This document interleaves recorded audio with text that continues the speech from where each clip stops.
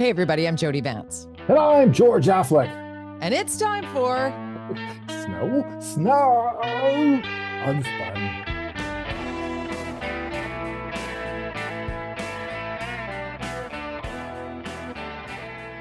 The weather outside is frightful. Oh my Lord. I'm at Winter. home and you can see I got my headset on if you're watching because I had to rush home because I didn't want to get caught in the nightmare that is Vancouver drivers when it snows. Public service announcement. If you don't need to drive, Yes. if you don't have to go somewhere, just stay home. Just Ding for the dong. next couple of days, especially, and this is like, put the little asterisk by you have no business driving on crappy tires. It's just, what are people thinking? And I'm driving them fourth, and I'm a pretty good driver in snow, like everybody says. But oh my God, it's just It's not about you. keep moving. Stop. Why are you stopping? You stop. You're stuck. And it's just like everybody's getting stuck and spinning their wheels because they decided, oh, I better drive home now. Yeah. Anyways, just don't. People always find a reason to just. But we've had days of warning. It's going to be minus 20 in Vancouver with the wind chill on Friday. If you're watching this on Friday, you probably already know this, but we are going into places that we're not used to.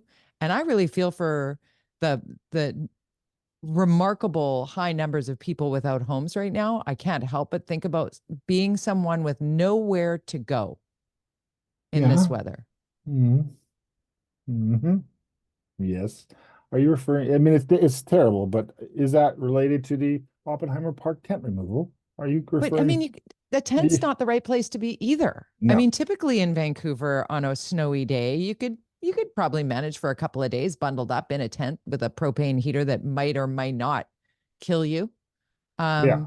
But for the next couple of days, that's not safe, man. Like, we need to be checking on one another. We need to be figuring ourselves out. But, tent cities are not the answer, but yet they pop up time and again, don't they? I just can't believe they're back at Oppenheimer Park. I'm thinking, oh my God, seriously? If those who don't remember, twice Oppenheimer Park, I think over 3 times it's been taken over. And we spent millions and millions and millions last time remediating it. Went through a whole process to get everybody homes and those who don't want it. And then they all just moved to the downtown east, to the streets. Or no, they moved to, where did they go? They went to New Westminster? Crab Park. No. Well, there they went to Crab Park. Strathcona. And then they were also on the streets of Hastings. If you'd been to Vancouver, and then they were moved there. It's whack-a-mole of a housing crisis, a homelessness crisis. But a lot of you talk to staff and the people that were removing the tents on Hastings Street at the end of whatever it was last summer, last winter. People just it was didn't want to Ken leave. Sims' first sort of real. Well, it was happening before that too. It was happening before that. Oh, it was happening before that. No. But I mean, to remove. No, it was removing. They were trying before. Remember, we were talking about it. It was a park board problem. Yeah, well, no, we're talking about the street problem too, because the street problem way for back sure. in August of 20. What year are we in? 2020. Well, it got really bad in the pandemic for sure. 22, yeah. So, Happy New Year, by the way. I guess I forgot to say, our first time back after Christmas and New Year. Is this our first time back? I've been working through the whole thing, you slacker. Me too. No, me too. I got a text from a couple of our fans, and Keith emailed me to say, "What's going on? What's happening? Where are you guys? How many have we done now? How many? 240 today. 240. So 240. Wow. I know. Weeks. Right? That's a lot of weeks of Unspun podcast. Good to know people still want us to do it, because there was a time where we're like, do we? But now we're in another election cycle, and we got to talk about that. Let's go provincial. Let's talk about how Premier David-Eby's polling numbers right now are dipping. Yeah. Because of, no surprise, healthcare. What were they? They were record numbers, like 71% approval rating during COVID for the NDP. But now people are going, I can't get into the emergency department. I can't get a bed. I'm in the hallway. I'm being put in the hotels. I can't get a GP. The hospital in Surrey is still not built. What's happening? What's going on? And so their support for certainly for healthcare has plummeted. We talked about That this. polling, Eby should have called that election a year ago. I don't know why he right? didn't. We were Yeah, talking about you that did say here. that. You did say that back then that you thought it was coming sooner rather than later because he was enjoying, the We would have, because I yeah. Linda and I have Adrian Dix on our show this week in studio with us to talk through Mhm. some of the healthcare struggles for sure. And as much as he likes to sparkly things, brag the puck, I guess, in an interview, he's Yes, a bit that's a long-winded. I nice love, way to say it. I know, right? He's very, and I'm like, come on, bring it Uh-huh. around.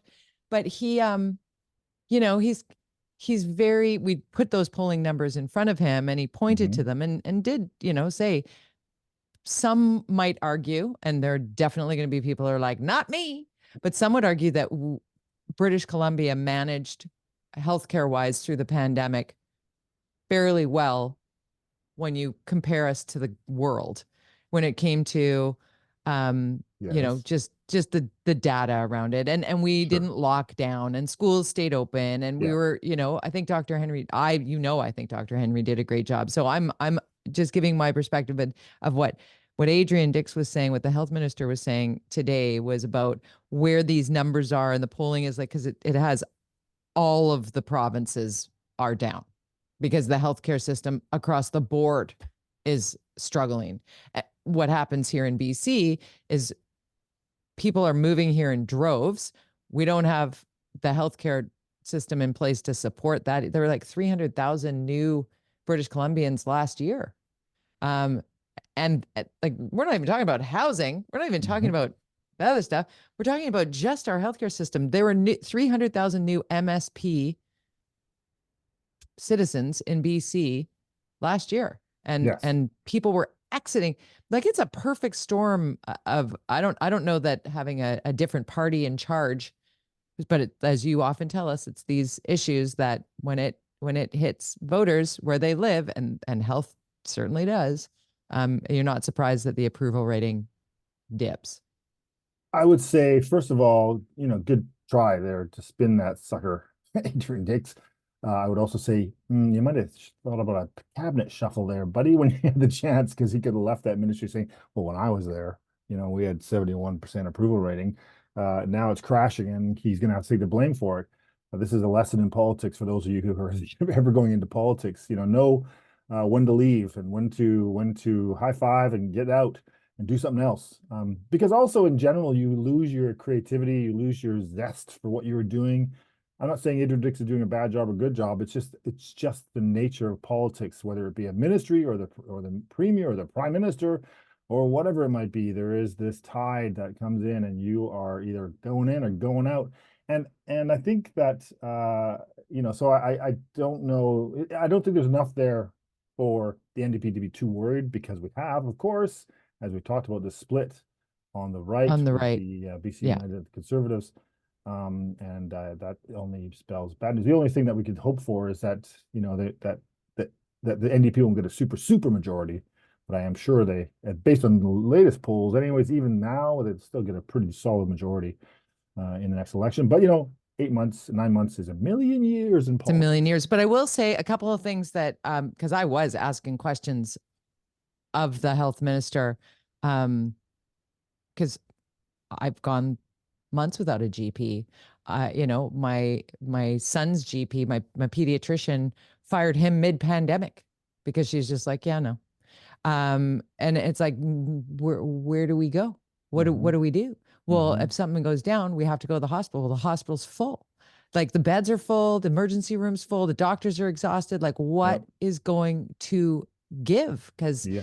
this is untenable. And I mean, what I've been through in this last year in terms of losing my stepdad. I was navigating the healthcare system on two fronts with a dying parent and a parent who needs care, and navigating both of those. We have a very, we're the Hawaii of Canada, other than on days like today when it's snowing. But elders like to live here. It's a climate that is good for people, let's say over the age of 70. We have the highest boomer population in the country. Hmm. And that weighs on our healthcare system as Sure. well. There was an article out this week about that, showing that there are more complications per patient in hospital in BC. That doesn't mean more people are dying. It's just more people have more than one issue when they're coming in because they are over the age of 72, is what I think was quoted in the article. And these are just the realities of here, and how we're going to get to a place where those things are fixed. And it is important that pharmacists can do more. Where, remember my article in the Orca about the pharmacist doing the strep test, and then I had to go to the pediatricians and say, Right. hey, he's got strep throat, and they're like, why did you go there and not here? And I'm like, well, because we were there and it was $5, and I thought I was wasting your time over, but they wanted me to be a 6-minute, here's your prescription to get, or to go to the lab to get the test done, and then we can bill for that, because that's what our system was before they changed to this new billing system that doctors apparently like much better. Yes. Right. So there are these things that are slowly moving forward. And yet I followed up with the question is like, but we're still having all the problems with, getting primary care. Like, primary care is a basic to socialized medicine, which is what we're selling ourselves on in this country. And that is a provincial issue, and it is a federal issue. Yes, and of course, the difference between getting doctors and building hospitals, there's this, we talk a lot about this in government, where you have your operating and your capital, announcing big hospitals, getting money from all levels of government, all that kind of stuff. That's not happening to the level it should have in general for the last 20 or 30 years. Just like housing, just like so many other portfolios, the federal and provincial governments download. They downloaded mental health care to cities. They downloaded so much, that work and out? eventually it ends up where in our own homes, where we're taking care of people because they can't get into hospitals and they're dying in our homes, in basement suites across the city from fentanyl overdoses because they can't get proper mental health care treatment. Right. This is where Asking we're for at. help, Asking for help, can't wanting to get it. There's recover. no system in place. I No. think, it's this generational shift in funding and downloading to different levels of government. I can go back to when I was on my kid's pack, my school pack, and I was going. This was kind of why I got into politics, because I thought, what is going on? When I was a kid, I didn't have, my parents didn't have to buy all the crayons in the classroom and do all this fundraising for the school for basics. This is Amen. ridiculous. I know. And I so know. that just shows you that's from the province downloaded to the schools downloaded to the parents downloaded to where? Guess what? And As the then they old saying added a goes, there's school only one tax, taxpayer. There's only but one then they added taxpayer. the school tax to our property tax. Yeah. So while you're not getting, you're getting dinged all over the place. Can we talk about getting dinged in Surrey? How about being a new recruit on the SPS and Brenda Locke not paying you? That's a thing. The battle continues in Surrey. So she's not paying. How will How this does that end? work? How does that work? How does she not pay them? I mean, She holds the purse strings to the budget. She cut the hmm. budget for SPS by half last year, right? Just didn't put it in the new. Well, I did not want that emoji to come up. thumbs down, I'd say. You For those who are you helped watching, me with I know these. you got it back. Now you can't do it when you want to do it. Uh, This is a how does this war end? she started. I think she's gonna win. I You do. do? I've said she's gonna win. Well, she's certainly winning the PR battle in her community. Not paying recruits is Well, a that's win. no. I mean, her battle is that this battle that she's having about whether it's going to be the Surrey Police or RCMP. The tide, the tide has changed towards people saying in Surrey, let's just keep the RCMP. It's definitely happening, and so You think so? You think that the provincial government is going to go, you know what? You're cool. We'll go back on what we said after mandating that it moves forward. I can't predict Go what this ahead. provincial. I can't predict what will happen, what might happen, and there's not a lot of time left. We're in an election year. Is how this will play out in Surrey. So it's gonna go on till October, and then will Brenda Locke be a hero or the devil? And then there'll be a potential leadership race for the BC United. Who's going to run for that? Well, maybe Brenda Locke, now that she's the arch enemy of the NDP. Right. The crazier things That I could see, but I don't see the, well, and you're right more than I am when it comes to the politics of things, but with everything that's going on with the RCMP on a federal level, with all of the reasoning behind why continuing the transition to the Surrey Police Services that the province has laid out as part of their plan. You're asking I for logic and politics. I know, right? This is you're where mad. that's why every time somebody's like, "Are you running for something?" I'm like, "No, no, I can't. My brain doesn't work that way."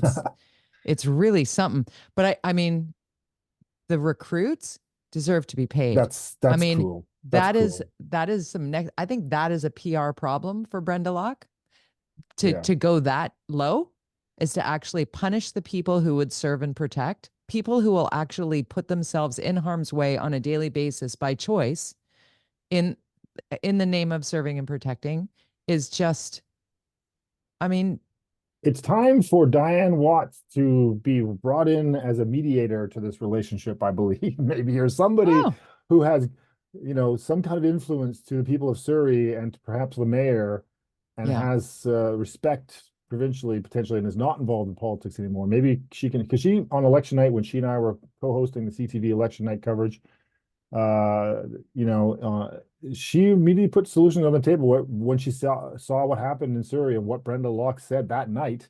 yeah, She fire the saw this chief. coming. She Yeah, saw this coming, and she came up with some solutions live on the spot that night. Maybe those solutions need to be considered, and the province should take them more seriously. And maybe somebody needs to talk to Diane and get her in there and get her to help, because that's a there's good one idea. place that people love Diane. They love Diane Watts in Surrey, I'll tell you. And why did she get out of politics? Because there's no logic in it. That's No, probably it. she lost. That's why she got out of politics. Right. But people lose and come back and go again, Yes. don't they? Yeah. What if you're a winner and then you lose? Yeah, it's kind of like, meh, why bother?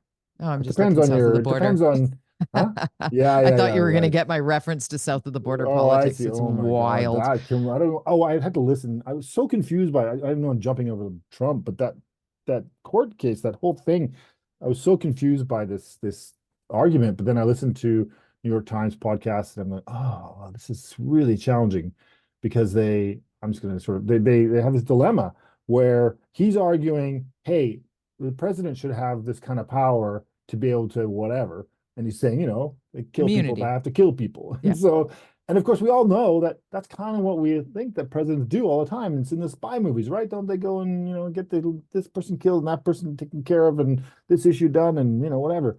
But the other argument, so he's saying, you got to let the president be able to do that. You can't take that away from him. The other argument is that, but if you let him do that, of course, what, he's going to knock off Biden, and who else is, what length do you get this immunity? It's this Because dilemma. that's what What a he was saying. dilemma. He should have immunity even if he were to It's a target a crazy, political opponent.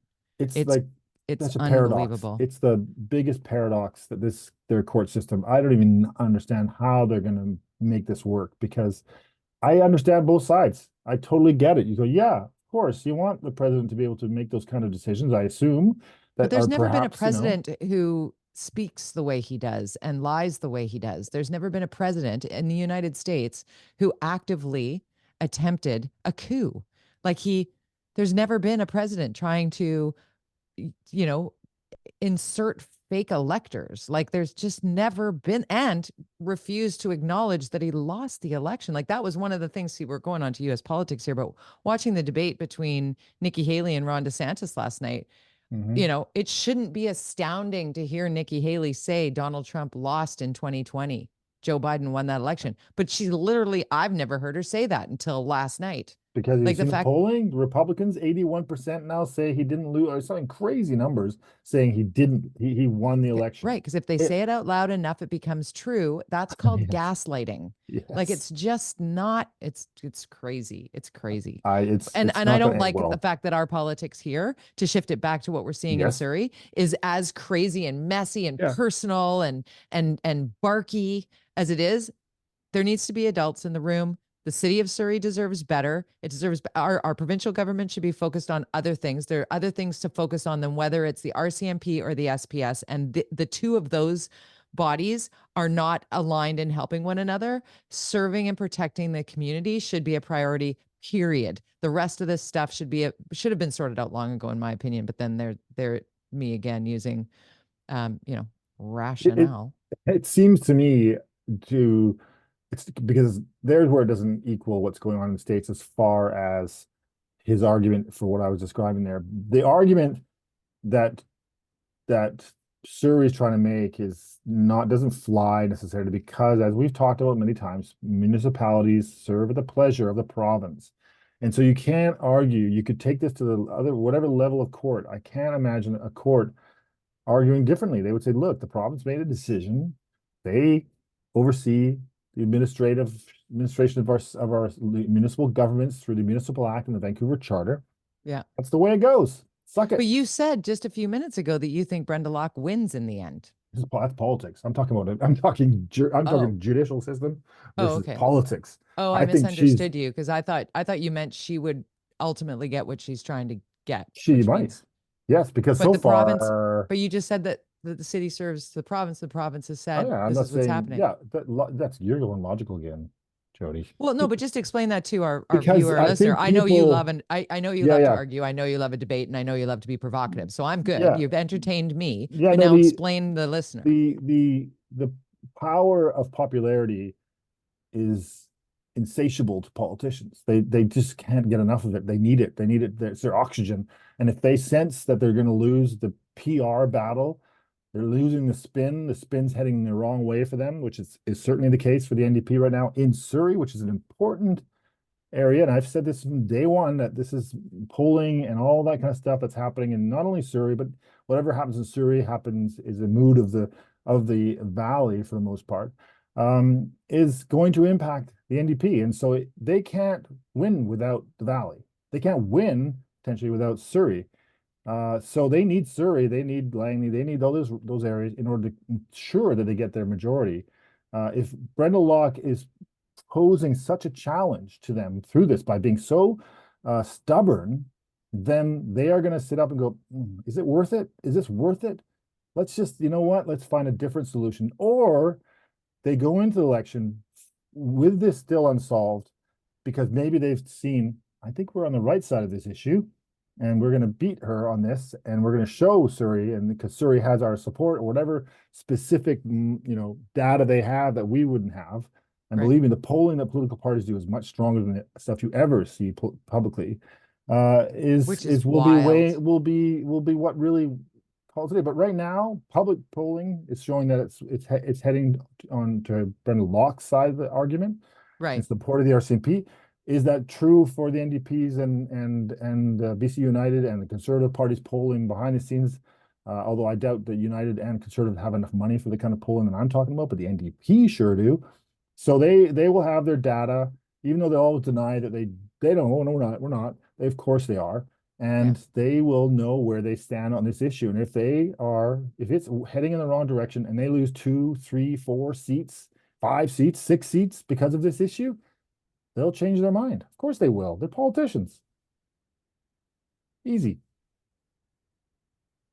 That would be I think that would be um remarkable for well, for people who use reason to understand that somebody can basically hold a budget because the Surrey Police Services transition would already be done, which the people of Surrey voted for initially with what's his name? Sorry, Doug McCallum. I shouldn't have said that. What's his name? With Mayor McCallum, Mhm.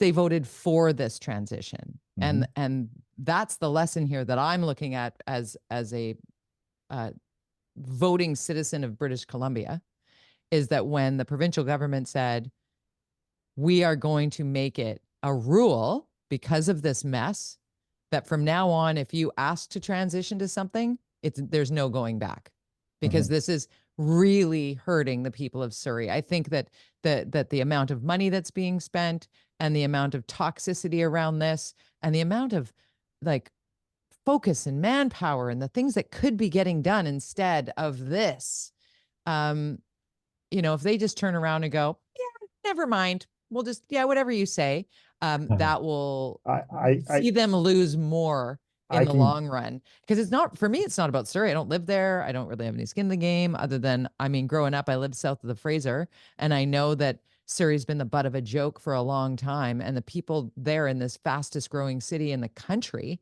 deserve to be, to be led. And I don't think they're being led right now. I wish Brenda Locke was stepping up and saying, you know what? Okay, I'm going to work with what we've got here, and we're going to, we're going to get things done and move forward. It feels to me like she's having a hissy fit after hissy fit after hissy fit, because she's saying things that aren't true. Well, don't let that When she's get in the like, way of good I don't politics. have a I, I, budget. It's I like, will yeah, give you you do. the most recent example I can give you of the level that this is at would be the Yeah, HST, where Gordon Campbell did not right. campaign that he was going to bring in the HST. He didn't talk about, in fact, I believe, was asked and said he wouldn't.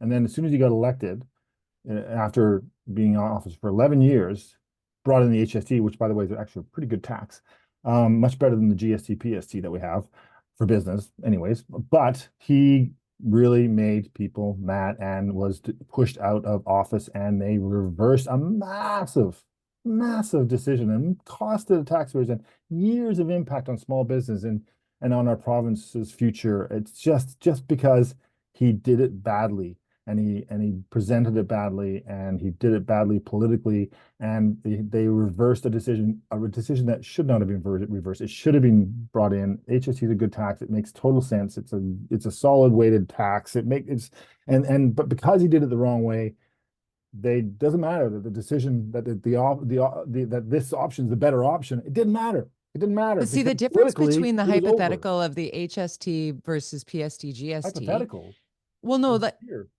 when it comes to the policing piece, is that we can look at the fact that the RCMP are spread so thinly throughout the province that the staffing piece for Surrey to go to the levels that are required there, that's what's at play here. Is there, like, from the people who know policing and from people living around the province wondering why crime rates are spiking in their rural areas, uh, the answer is there aren't enough police to protect in those spaces and places. Like, the move towards municipal police forces elsewhere, not even to do with Surrey, is a thing right now. Like, talking federally about taking the RCMP and making them more like the FBI, and having, provincial police forces like the OPP, like the Ontario Police Force there, and then you have municipal to support the provincial, right? Like, that's the model it seems like we're headed towards. Would it then be no? Yes, I think no. I think my prediction at this point would be the only way out of this for the provincial government is to announce a massive review of our policing system in order to look at bringing in a provincial police force in order so this doesn't happen again. And that would be Right. a smart move on EB's part to do that, But or a you'd smart still have move by the municipal Liberal police BC forces. United to do that and But say just to be that's what's clear, though, Mhm. with the provincial police, you'd still have municipal police forces under the police, because there's still Why? Toronto police Hmm. and there's the OPP. They both exist. I would say for Vancouver's sake, it'd be a lot cheaper if we had a provincial police force than a city one. The $600-700 million line item in the city budget, if that could be reduced by 20% by going provincial, but the unions will have a say on that. And I I was think trying to make my it point. I think doesn't I made my point. Did I it make my doesn't it point? doesn't matter if the Did I make my point? yeah, I just think that the Okay. province will make this is politics. The province will call a review, or they'll stick it out until the election and let the next government figure this out. That's what's Right. going to happen. We're But you gonna, predict that it'll be the same government, just perhaps not with the same power, because there's a split on the right. Sorry. I'd be These very, 5 p.m. unspuns are way more. I'd be very surprised if the NDP lost, but anything could happen in politics. 9 months out for Yep. sure. Yep. Let's talk about the Metro Vancouver carbon pollution pricing, something or other on buildings. Yeah, it looks like they want to tax the buildings that are Vancouver's been doing a lot of this over the years, which is, your carbon tax basically for how much whatever kind of systems you're using or whatever. And it's a way to discourage, you know, it's a way to encourage building owners to make sure their buildings are up to the level that it should be. So it's just basically another tax though, right? And of course, right now, what is the vacancy rate? 20%? 20%. So these building owners are already suffering. through the pandemic and now this, and maybe people say, oh, poor building owners, but it's when you have 20% vacancy rate, you're a business, you're losing a lot of money potentially, and it's not good for the economy. So now they want to add another Inflation and tax, interest like, rates and yeah, affordability and all the other things like this tax. just is like, oh my Can we God. just wait a bit for this kind of stuff? I know the environment's important, It but is is. this the time? And is this money really going to go to the environmental issues, or is it going to go into a giant, you know, it's just a tax grab? We'll see, Yeah. but I'm That's the skeptical. part that gets me Yeah. is like, follow that money? Is it going to actually change anything? No government Where does right that now money go? should be taxing certainly beyond the rate of inflation. It's just cruel otherwise. It's just Right. cruel. Right. It's ridiculous out there for everybody, individuals, businesses. It's expensive and it's going and getting more expensive. Can the government, this is why when times are good, you save so that you can use that money when times are bad, so you don't have to tax Right. people when times are bad, which is what exactly is happening in Vancouver because previous governments, even though I yelled and screamed and said, you guys, we got to save this money that we're bringing in. You can't spend like drunken sailors. I literally, that's a quote from me. While we're going through this great, robust economic times, you got to save this money and keep our taxes at a level that's rate of inflation and stock it away for when times, which they will be worse. And they didn't, and we didn't in Vancouver. They did in Burnaby, they didn't in Vancouver. And as a result, we're seeing 10% tax increases when none of us can afford it. It's just bad management and bad government. How do we get out of it, George? That's why we'll Vote, continue to do vote for Unspun. Pedro. Both. I don't know. Oh, On that so note, we should probably stressful. go. We should We probably should. go and have dinner because there's a late night version, as you said, after 5. It's the midnight hour here on the Unspun podcast, Yeah, broadcast it's live from dark. our It's homes. dark and it's negative, and we're fighting about stuff. The dogs are barking. Ah, Cats are howling. Snow is way to start snowing, and the world is 2024. spinning out of control. I will say though that you and Amanda had us over for a lovely dinner this holiday season, and that was nice because we hadn't been in the same room for a long time, my friend, True. and it's good. It's good.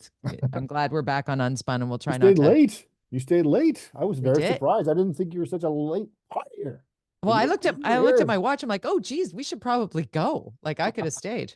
It The was neighbors all showed up eventually, and then everybody else and their friends and everybody else. That's what oh happens. really? Oh, that's nice. It's endless here in the We left neighborhood. because we thought we were overstaying. So funny. Next Never. time we'll stay late. Thank you for coming. And thank you Thank for you for listening to having us. Unspun Podcast, everybody. That's right. Where do they go to find more, George? They go to George. Twitter. George Oh.